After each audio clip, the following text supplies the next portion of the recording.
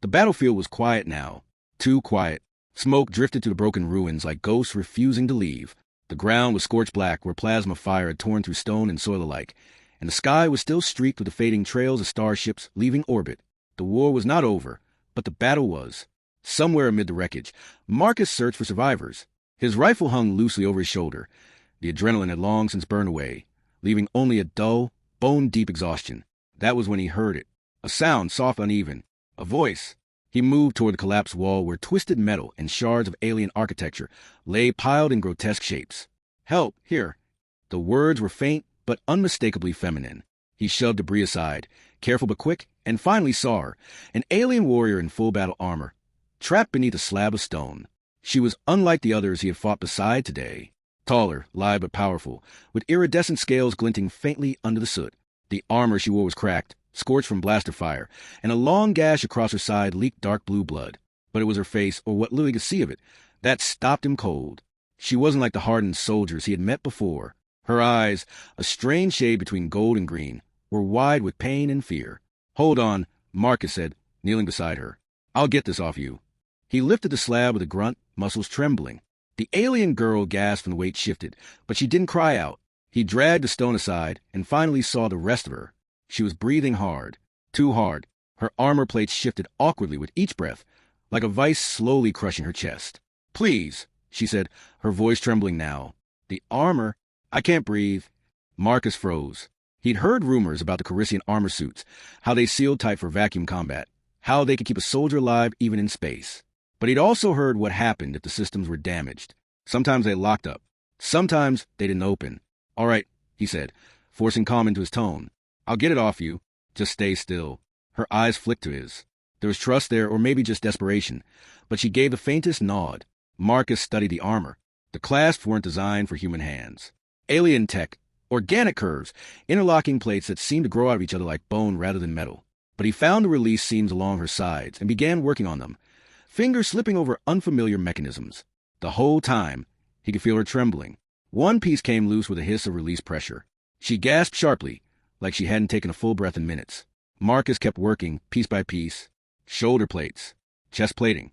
Each release revealed glimpses of her, pale lavender skin beneath, faintly luminous where sweat caught the fading light. She had strange markings along her collarbones, like natural patterns rather than tattoos. Her breathing slowly steadied as the armor came away, but she said nothing. Neither did he. There was something intimate about it. The sounds of distant battle had faded entirely now. It was just them, his hands carefully removing the shattered shell of war from her body, the air between them growing heavier with each passing moment. Finally, he reached the main chest piece. This one was tight.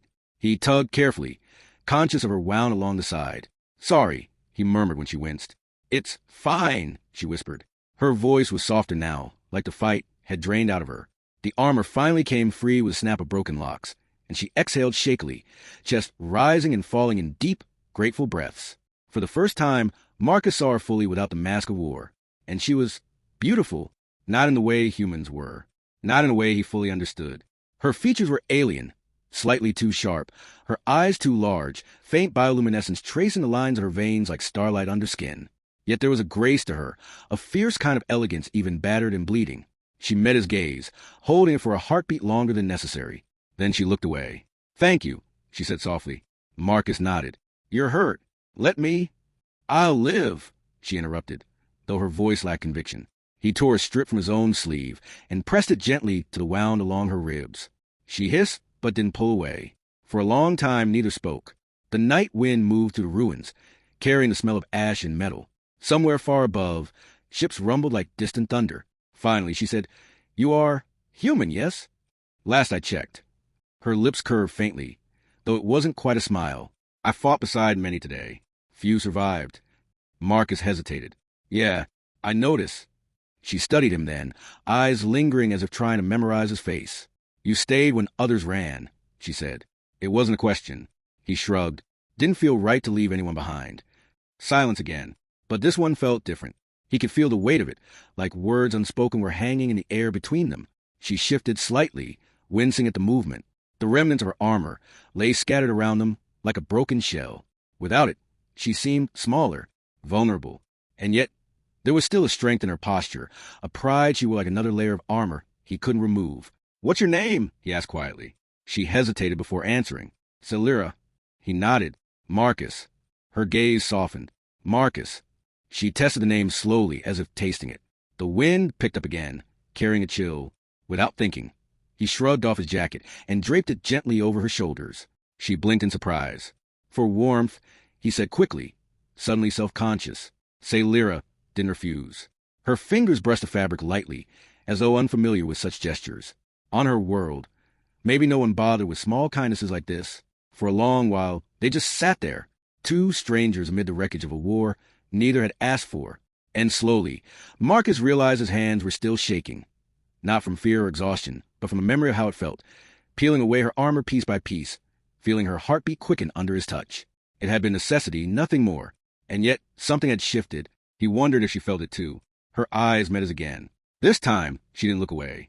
"Why did you help me?" she asked softly. The real question beneath her words was clear. Asterisk, why risk yourself for me? For someone not even of your kind. Asterisk. Marcus thought about it. About the chaos of the day, the smoke, the screams, the way she looked at him when she asked for help. Proud even in desperation. "Because you asked," he said simply. Saelira stared at him for a long time. Then, slowly, she nodded, as if filing that answer away somewhere deep inside. The night grew colder. Around them, the battlefield slept under stars that neither belonged to him nor to her alone. Finally, Saelira spoke again, voice barely above a whisper.